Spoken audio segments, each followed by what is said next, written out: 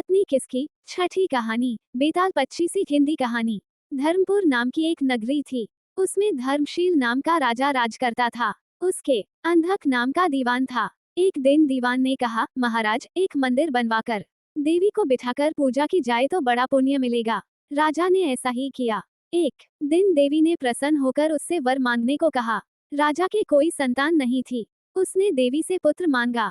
देवी बोली, अच्छी बात है, तेरे बड़ा प्रतापी पुत्र प्राप्त होगा। कुछ दिन बाद राजा के एक लड़का हुआ। सारे नगर में बड़ी खुशी मनाई गई। एक दिन एक धोबी अपने मित्र के साथ उस नगर में आया। उसकी निगाह देवी के मंदिर में पड़ी। उसने देवी को प्रणाम करने का इरादा किया। उसी समय उसे एक धोबी की लड़की दिखाई दी, जो बड़ी सुंदर थी। उसे देखकर वह इतना पागल हो गया कि उसने मंदिर में जाकर देवी से प्रार्थना की, हे देवी, ये लड़की मुझे मिल जाए। अगर मिल गई तो मैं अपना सिर तुझ पर चढ़ा दूंगा। इसके बाद वो हर घड़ी बेचैन रहने लगा। उसके मित्र ने उसके पिता से सारा हाल कहा।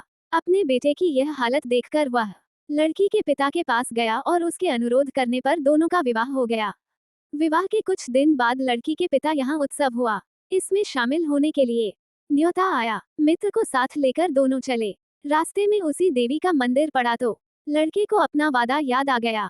उसने मित्र और स्त्री को थोड़ी देर रुकने को कहा और स्वयं जाकर देवी को प्रणाम करके इतने जोर से तलवार मारी कि उसका सिर धड़ से अलग हो गया। देर हो जाने पर जब उसका मित्र मंदिर के अंदर गया तो देखता क्या है कि उसके मित्र का सिर धड़ से अलग पड़ा है। उसने सोचा कि ये दुनिया बड़ी बुरी है। कोई ये तो समझेगा नहीं कि इसने अपने आप शीश चढ़ाया है। सब यही कहेंगे कि इसकी सुंदर स्त्री को हड़पने के लिए मैंने इसकी गर्दन काट दी।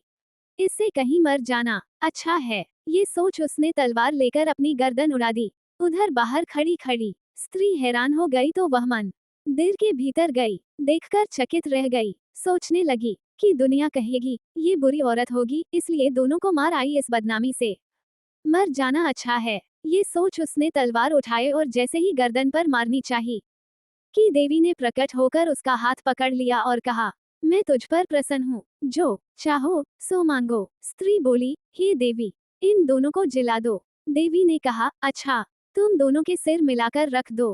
घबराहट में स्त्री ने सिर जोड़े तो गलती से एक का सिर दूसरे के धड़ पर लग गया। देवी ने दोनों को जिला दिया। अब वे दोनों आपस में झगड़ने लगे। एक कहता था कि यह स्त्री मेरी है, दूसरा कहता मेरी।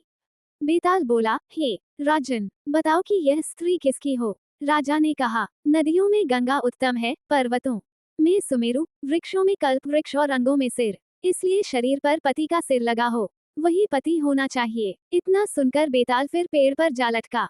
राजा उसे फिर लाया तो उसने 7वीं कहानी कही।